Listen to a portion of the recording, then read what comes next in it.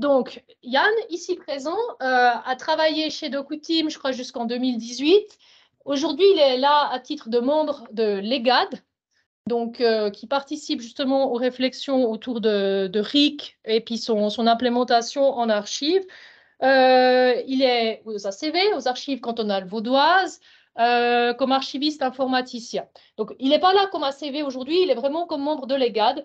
Parce que, en fait, moi, ce que je trouve rigolo avec Yann, c'est qu'il nous a quittés en 2018. Et depuis 2018, il est aux ACV et à chaque présentation en public, il parle de DocuTeam. Donc, je l'ai dit, bah, continue de nous parler de DocuTeam ici, mais avec ton regard extérieur. Et je te laisse la parole, je ne trouve pas le son. Merci, Angélique.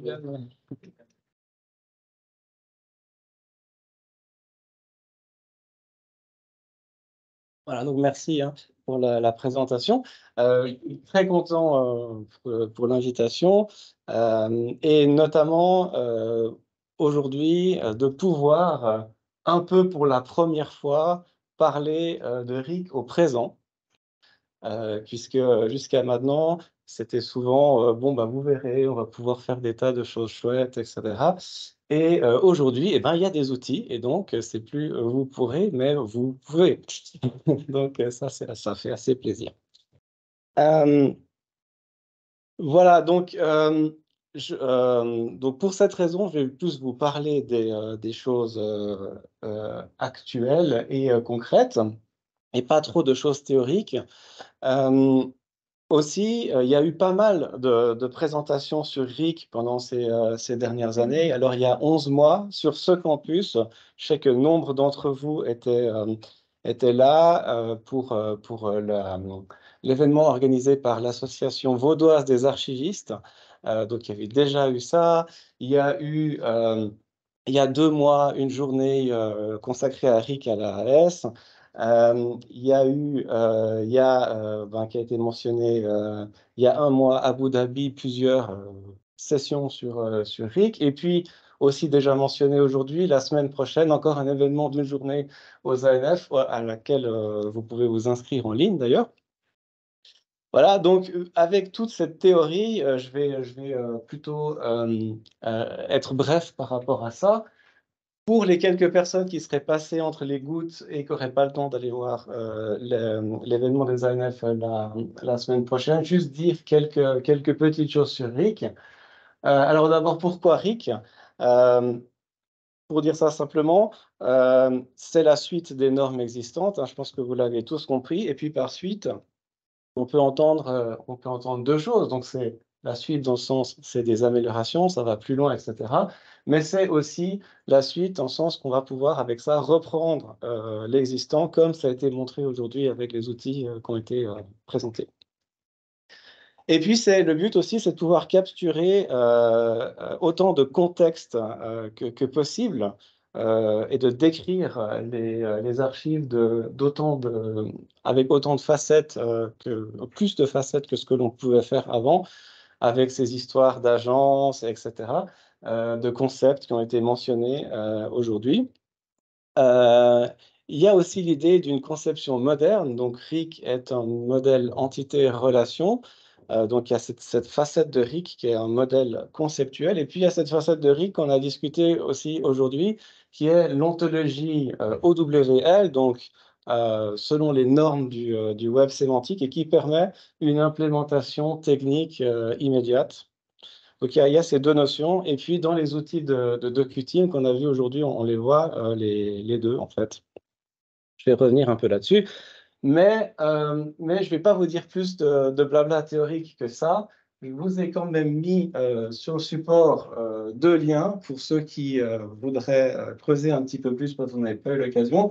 Notamment le lien sur l'événement organisé par Lava il y a 11 mois que j'ai mentionné, parce que là, il y a 2 présentations, notamment, il y en a même plus que ça, mais les 2 premières par Tobias Vidi qui présente RIC, disons en quelques minutes de façon très claire en vidéo, et puis aussi il donne des exemples d'un projet qu'il a fait sur mandat de la BCU qui est assez sympa.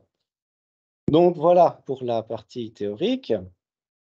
Et puis avant de passer un petit peu enfin, pour faire la transition vers les outils DocuTeam qu'on a vus aujourd'hui, donc, bon, l'ICA, en tant qu'association des archivistes, c'est la place disons que naturelle pour définir les nouveaux standards, et elle a mandaté ce groupe EGAD il y a environ 10 ans, un peu plus que 10 ans, pour créer RIC. Donc, vous voyez, c'est long, ça a pris pas mal de temps pour arriver maintenant gentiment à la version 1, et en gros, c'est à peu près 15 personnes.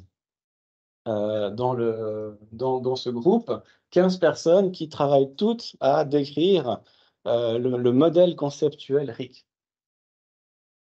Et puis parmi ces personnes, il y a des sous-groupes, et il y a actuellement 6 personnes qui travaillent à la traduction de ce modèle conceptuel en l'ontologie OWL.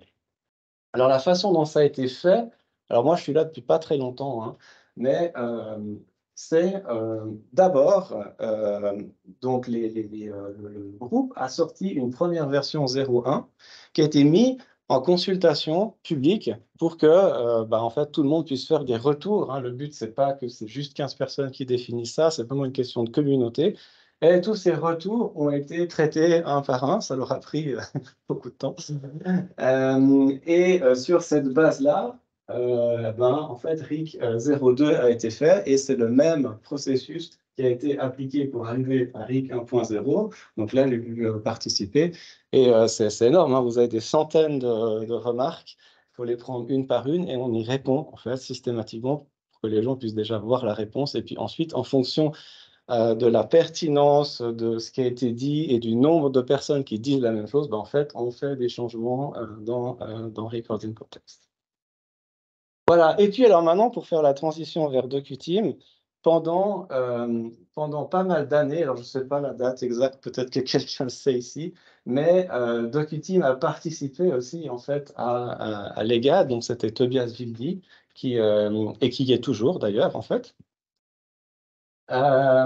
Et donc, probablement pour ça qu'aujourd'hui, on en arrive à une solution d'archivage globalement conforme RIC, parce que voilà, il y avait cette connaissance en fait dans l'entreprise.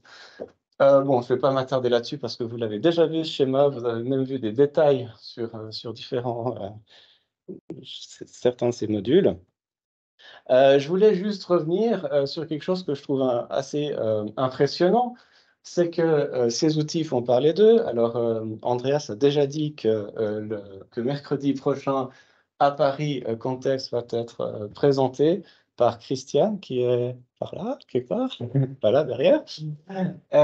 Et en fait, c'est assez chouette parce que vous voyez, ça va être un événement très, très riche. Les présentations, pour vous donner un peu une idée, elles vont durer environ 10 minutes chacune, et c'est toute la journée. Donc, vous imaginez le nombre de présentations qu'il va y avoir. Alors, ces premières réalisations, c'est des fois des choses assez abstraites, comme c'est la façon dont Zoncric va s'intégrer avec d'autres normes, comme il y aura des personnes d'ISO qui vont venir, des personnes de prémices, etc. Enfin, les différentes normes qui sont censées fonctionner avec RIC. Bon, ça, c'est assez abstrait, mais il va y avoir aussi des outils qui sont présentés. Et en fait, si je résume ça, hein, bon, vous pouvez aller voir le programme en ligne, mais comme je vois ça, pour faire simple, il y en a 2 catégories de ces outils. Il y a tous les gros, disons, des très grosses institutions. Alors, pensez Archives nationales de Singapour, les Pays-Bas qui se sont mis ensemble, les Archives nationales, et Amsterdam et le Rijksmuseum, enfin disons, des gros poids lourds qui vont présenter ce qu'ils ont fait. Il y a aussi des agrégateurs, France Archives, des choses comme ça. Et puis l'autre catégorie, c'est des outils que en fait, tout le monde peut utiliser. Et dans cette catégorie, en fait, en gros, il n'y a que les outils de DocuTeam. Donc, c'est vraiment pionnier, en fait, hein. Voilà. Donc, bon, alors, vous avez déjà un peu vu, même beaucoup vu ces outils aujourd'hui. Je ne sais pas si je vais pouvoir vous dire quoi que ce soit de plus dessus, mais peut-être avec un autre regard. bah, qu'est-ce qu'en fait ces outils apportent de nouveau? Alors bon, moi, ce qui m'a, enfin, c'est une vision, hein, voilà, peut-être un peu abstraite, mais ce qui m'a donc un peu frappé, c'est ce que j'ai eu envie d'appeler euh, donc, bon, d'abord, il y a le matériel en RDF, je crois que ça n'a pas été mentionné formellement aujourd'hui, non? Voilà, donc c'est aussi quelque chose qui est publié sur le site de DocuTeam, qui est donc la, la façon dont DocuTeam implémente le RIC en combinaison avec d'autres ontologies, dont Premise. Si on regarde ça, ce que j'ai fait hein, sur le site web, on voit que c'est comme un jeu de briques Lego. Et puis, c'est ce que vous avez vu hein, dans les démonstrations, c'est-à-dire, contexte, ben, vous remplissez des champs, et puis derrière, comme Raphaël a montré, ça peut créer soit un triplet, soit plus en fait qu'un triplet.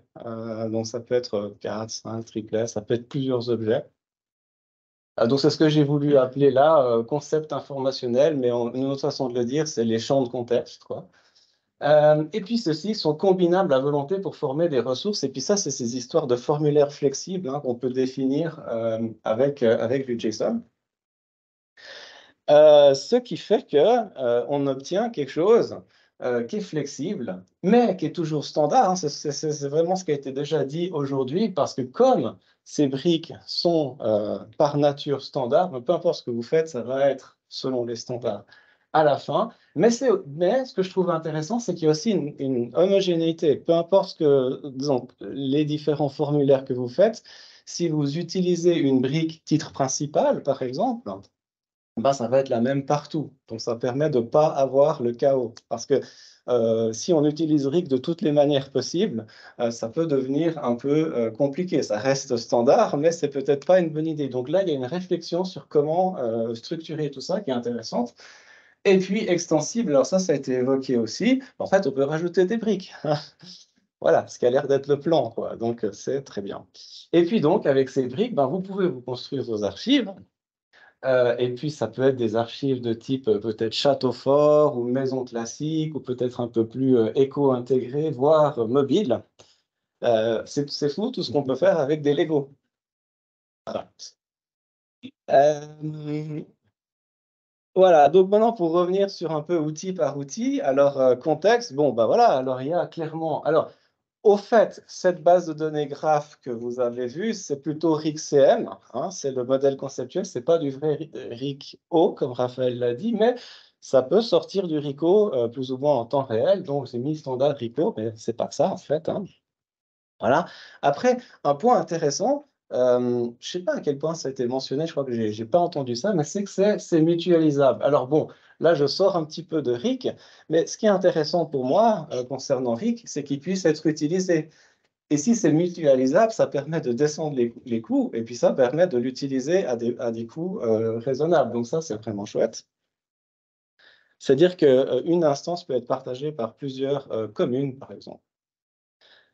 Bon, après, alors vous l'avez vu, c'est basé sur des nouvelles technologies, c'est rapide, et puis ça, c'est important parce que contrairement à d'autres outils qui ont été mentionnés aujourd'hui, ben, en fait, ça a un avenir qui va être plus grand, plus long. Et puis, il y a la question de la performance.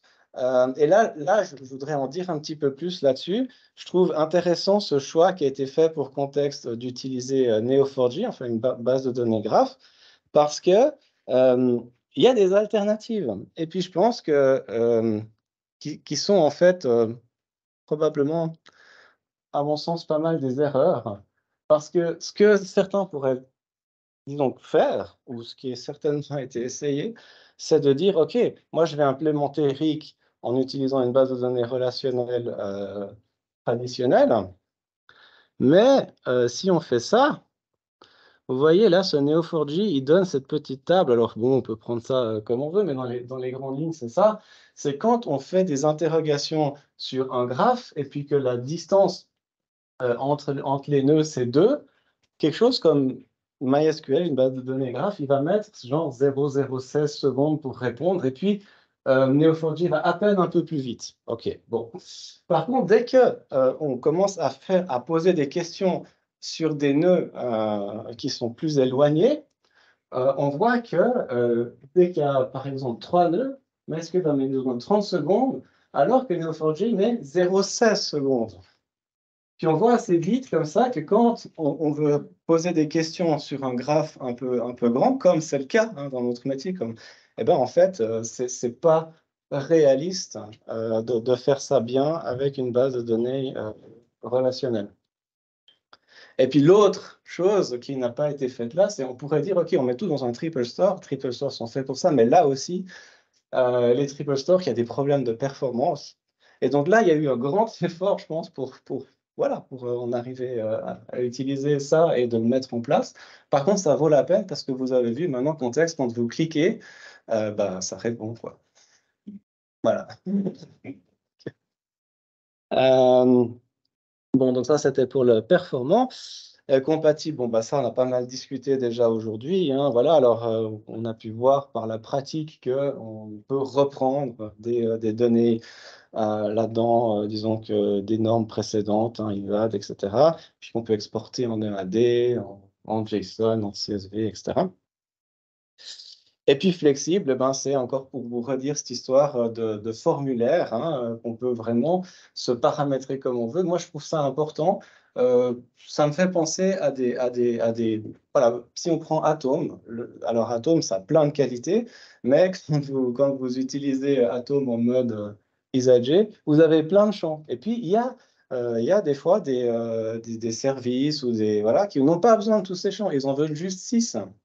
Et puis, c'est un peu une pollution, quoi, d'avoir tous ces champs. Là, on peut vraiment se faire les formulaires qu'on veut, comme on veut. Et c'est très, très, très, très pratique. Et puis, on peut en ajouter au besoin, etc. Euh, voilà. Donc là, bon, ben, je reviens sur quelque chose qui a été en fait énormément discuté aujourd'hui. Donc, mais c'est juste pour rappeler qu'en fait, il y a cette problématique que tous les outils actuels, en fait, sont un peu en fin de carrière, si on veut. Alors moi, j'ai mis 2-3 ans. Alors c'est vraiment au hasard, hein. Voilà. Maintenant, on a appris de Andreas qu'apparemment, il n'y aura pas d'Atome 3. Il y aura certainement des suites d'Atome 2, donc on ne sait pas pendant combien de temps. Voilà, mais c'est quand même quelque chose à laquelle je pense que c'est important que les archives commencent à réfléchir maintenant, parce que, alors bon, on ne voudrait pas se retrouver dans une situation où d'urgence, on doit disons, faire cette migration, même si, alors heureusement, maintenant, avec les outils de Qt, il y a une porte de sortie. Voilà. Euh, Ouais, donc ça, juste pour vous dire, pour étayer un petit peu ce discours-là, il y a des études qui ont été faites là-dessus. Là, il y a un lien vers une de ces études. Ces deux entreprises qui ont étudié ça et ils disent exactement ça sur Atom. Et puis, pour la petite anecdote, à l'état de veau, on avait demandé aussi d'avoir un atome à l'interne. Et puis, bah, c'est un peu ce qui a été dit par Gillian à un moment donné. La réponse du service informatique a été non. En fait, on n'installe pas, c'est obsolète, c'est problématique, quoi. Donc, voilà, donc c'est vraiment quelque chose à réfléchir maintenant, je pense. Même si on n'est pas dans l'urgence aujourd'hui, hein, il n'y a pas de. Voilà. Voilà, je voulais dire quelques mots sur Box. Alors moi, je ne l'ai pas essayé, mais par contre, j'ai lu des choses dessus. Donc, peut-être que je vais dire une ou deux bêtises, mais si jamais, n'hésitez pas à me corriger. Ce que je trouve aussi intéressant là-dedans, si on va regarder dedans, c'est que ça repose, alors notamment sur Fedora Commons.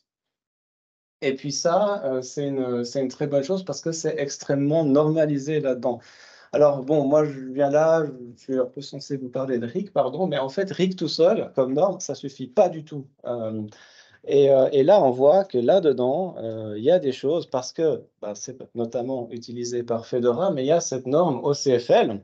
Alors sans rentrer dans les détails techniques, ce qui est génial avec ça, c'est que c'est une structure pour les paquets d'archives à long terme. Donc les AIP, hein, pour ceux qui connaissent le vocabulaire OAS. Et ça permet de garantir la fixité des données, hein, pour la préservation. Aussi, ça permet de prendre en compte le versionning de ces données. Puis en plus, ça permet d'avoir une indépendance par rapport au stockage physique. Donc ça marche sur tous les types de stockage, que ce soit voilà, du S3, des NAS, etc., etc. Donc ça, c'est super parce que c'est une norme qui protège un petit peu, disons, le fait d'être pris, en fait, dans un système de stockage et d'en être dépendant. Après, Fedora implémente des normes du World Wide Web Consortium, donc voilà, dans le domaine du web sémantique, et notamment cette norme LDP qui normalise en fait comment on stocke les ressources et comment on peut les créer, les modifier, etc., à l'intérieur même en fait de systèmes. Donc même ça, c'est normalisé. Et puis, dans ces ressources, eh ben, il y a comme base RIC qui est utilisé, mais pas que. Et parce que RIC, c'est bien pour la description des archives, et puis bon, un peu plus, ça couvre aussi ce qui est records management, etc. Mais pas tout, et notamment pas tout ce qui est métadonnées de préservation. Et pour ça, il faut ce prémisse. Et donc, ça a été combiné dans ce Matterhorn à l'intérieur de tout ça et avec d'autres normes, parce qu'il y a besoin de standards pour décrire tout ce qui est multimédia, leur édulcore, etc. Il y a plein de choses qui peuvent être rajoutées, qui, je crois, le sont déjà, en fait. Voilà. Donc ça, c'était pour vraiment tout dire que ben, RIC, c'est là, mais c'est aussi accompagné de plein d'autres standards qui sont nécessaires pour la préservation numérique. Et que avec tout ça vient à côté de Fedora un triple store qui peut être donc interrogé, qui permet de poser toutes les questions qu'on veut sur les données qu'on préserve, de faire des rapports, enfin des stats, etc., mais surtout de pouvoir analyser ce qu'on a dans notre système de préservation numérique, ce qui est fondamental hein, pour faire la préservation. Alors, c'est peut-être pas super rapide, mais ça permet à un archiviste informaticien de savoir où on en est, quoi. Voilà, et puis de nouveau, comme les autres outils, c'est mutualisable, donc ça permet d'avoir ça à des coûts réduits si vous mettez ensemble, en fait, à plusieurs pour les utiliser. Et puis, bon, bah, le dernier, alors ça a été beaucoup présenté, Sirius. Bon, c'est juste pour dire que ça, du coup, il n'y a pas de RICO là-dedans, mais par contre, ce que ça fait, c'est que ça fait diffuser du RIC, donc c'est conforme RIC-CM et autres, hein, on a vu que ça peut prendre. Ça peut indexer à peu près n'importe quoi, mais entre autres, RIC. Et ça a une interface de recherche qui est donc conviviale, enfin la recherche simple, avancée, navigation, il y a des facettes. Et là aussi, c'est mutualisable pour pouvoir réduire les coûts. Voilà. En gros, c'est ça. Les règles, c'est quelque chose qu'on a discuté, donc je ne vais pas en reparler, mais c'est important en fait de pouvoir définir les règles dans l'outil d'édition, ou on peut l'appeler AIS, et qu'elles soient appliquées. Euh, Ce qui n'est pas forcément le cas de tous les outils. Voilà. Donc pour résumer ce que j'ai dit, bon ben voilà, il y a eu ce Records in Context qui est apparu avec tout ce travail, ces 10 ans de travail de l'EGAD. Et puis, DocuTeam, plutôt que de l'implémenter juste comme ça, a clairement une réflexion de le conditionner en briques qui permettent de faire des constructions flexibles, et puis, mais avec une certaine homogénéité quand même, et complètement basées sur des normes, puisque les briques elles-mêmes sont basées sur des normes.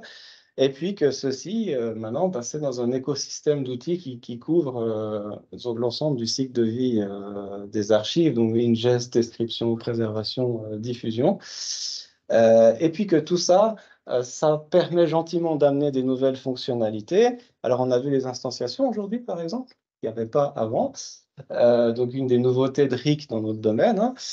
Mais aussi, il y a eu un focus qui est très important, c'est de pouvoir reprendre l'existant des outils qu'on a dans le domaine qui sont vieillissants, parce que ça, c'est clairement, enfin, si je pense par exemple, c'est ce qu'on discutait à la pause avec des collègues, aux archives cantonales vaudoises, on a plus d'un siècle de description, plus d'un siècle de travail de beaucoup de personnes qui ont fait des descriptions. Et puis des fois, c'est peut-être pas autant, mais c'est des dizaines d'années quand même.